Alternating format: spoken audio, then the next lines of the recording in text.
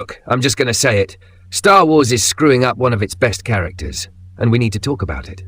Ahsoka Tano went from being the most hated character in the Clone Wars to an absolute fan favorite. She survived Order 66, faced down Darth Vader himself, and became this generation's face of Star Wars on TV. But here's the thing nobody wants to admit. Ever since she showed up in live action back in 2019, something's been off. And with Season 2 wrapping filming just this past September and heading our way in 2026, we've got to ask, can they actually fix what's broken, or are we watching one of Star Wars' greatest characters fade into mediocrity? What's up, everyone? Today we're talking about Ahsoka Tano and how recent Star Wars has completely fumbled the bag with her character. Now, before the comment section explodes, yes, I love Ahsoka. She's incredible. Ashley Eckstein brought her to life in the Clone Wars, and she became the heart of Star Wars Rebels. But loving a character means being honest when the franchise isn't doing right by them. So let's break down exactly what went wrong, why it matters, and whether Season 2 can actually turn this around. Because trust me, this goes way deeper than just the show was fine. Let's start with the elephant in the room, the transition to live action. When Rosario Dawson showed up as Ahsoka in The Mandalorian Season 2, fans had been campaigning for her to play this role for literally over a decade. On paper, this should have been perfect. But here's what nobody expected. Animation and live action are two completely different beasts. In the Clone Wars and Rebels, Ahsoka could do things that felt almost magical. Those lightsaber sequences? Absolutely insane. The way she moved, her expressions, the physics-defying combat, it was all possible because animation gives you that freedom. Dave Filoni could make her larger than life, but in live action, all of that had to get dialed way back. Suddenly, Ahsoka's fighting style is grounded. The whimsy is gone.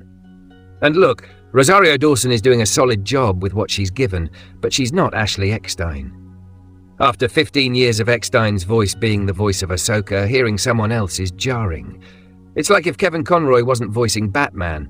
Technically fine, but it hits different. Here's my controversial take.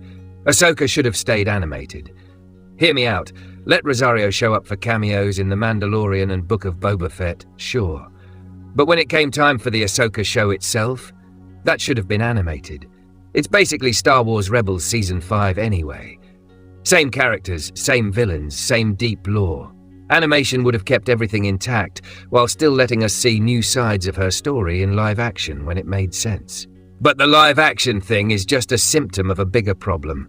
Ahsoka being in the New Republic era at all feels weird, and Star Wars has never properly explained it. Think about this. Ahsoka is a prequel character through and through. She was Anakin's Padawan during the Clone Wars. She was crucial to the early rebellion as the spy fulcrum. But then, after she got saved from that Vader fight in Rebels Season 2, remember the World Between Worlds thing? She just disappears. Where was she during the original trilogy? Why didn't she help Luke fight the Empire? Why wasn't she at the Battle of Endor? These are massive questions that Star Wars just refuses to answer.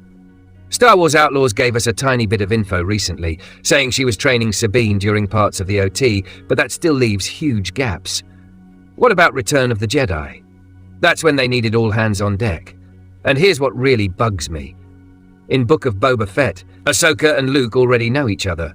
They're just casually hanging out. We never got to see them meet for the first time. Can you imagine how powerful that scene would have been? Anakin's son meeting Anakin's former Padawan? That's the kind of moment that should have been a centerpiece of a season, not something that happened off-screen. The New Republic era makes Ahsoka feel like a character without a clear purpose. She's just kind of there, meeting people, going on adventures that don't really connect to anything deeper. And for a character as important as Ahsoka, that's just not good enough. Now let's talk about how they've written her in these recent appearances. Remember Ahsoka in Clone Wars? She was spunky, funny, sometimes reckless, but always full of life.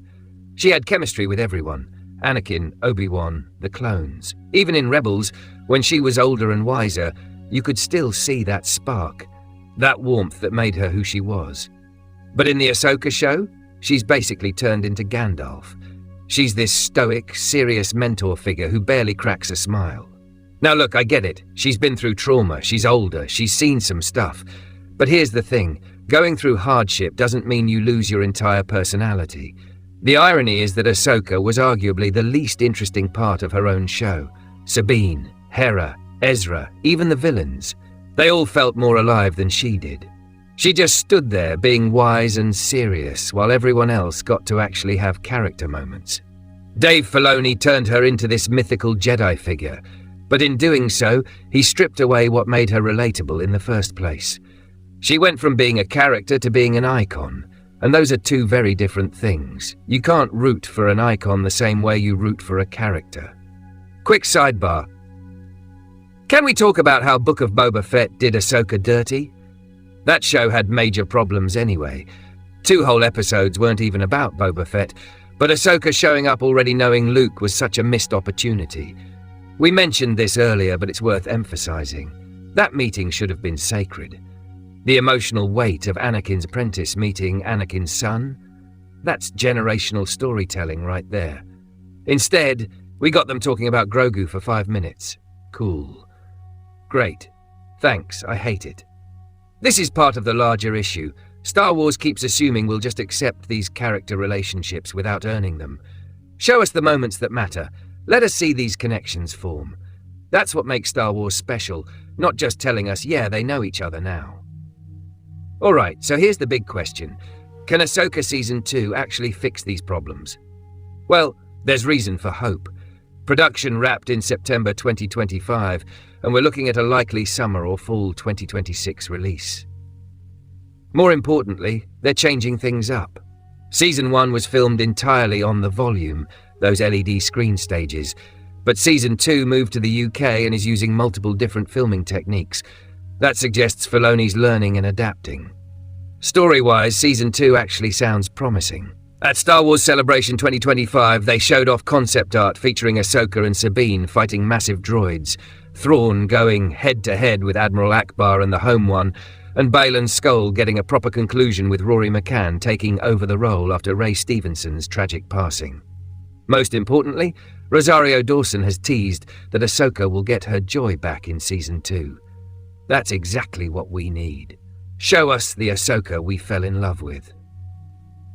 Still wise and experienced, but not stripped of her personality. The Mortis gods are apparently going to have a presence too, which could give this whole journey actual weight and meaning beyond just Ahsoka hangs out in the New Republic era. If they lean into that mystical Force stuff and give Ahsoka a real purpose, not just searching for Ezra or fighting Thrawn, but something that justifies her survival and continued story, then maybe, just maybe, this works. And Hayden Christensen is back as Anakin, which means more flashbacks and Force ghost stuff that could really strengthen her character arc. That's the kind of connection that matters. Look, I want to be clear. I'm not hating on Ahsoka just to hate. I'm criticizing because I care. This character means something to a whole generation of Star Wars fans. She proved that Star Wars could create original characters just as iconic as the ones from the movies. But right now, Star Wars is coasting on our love for her, instead of earning it. The live-action transition was rough. Her place in the timeline doesn't make sense. They've stripped away her personality, and they keep missing the big emotional moments that would make her story matter. Season 2 has a real shot at turning this around. Better filming techniques, a more interesting story, Ahsoka getting her joy back, and some actual cosmic significance to her journey. But they've got to stick the landing, because if they don't, we're watching one of Star Wars' greatest characters become just another piece of content. What do you think? Are you excited for Ahsoka Season 2, or are you worried they're going to blow it again? Drop your thoughts in the comments. And hey, if you want more honest Star Wars breakdowns like this, hit that subscribe button. This is Star Wars, people. We can love it and still demand better. May the Force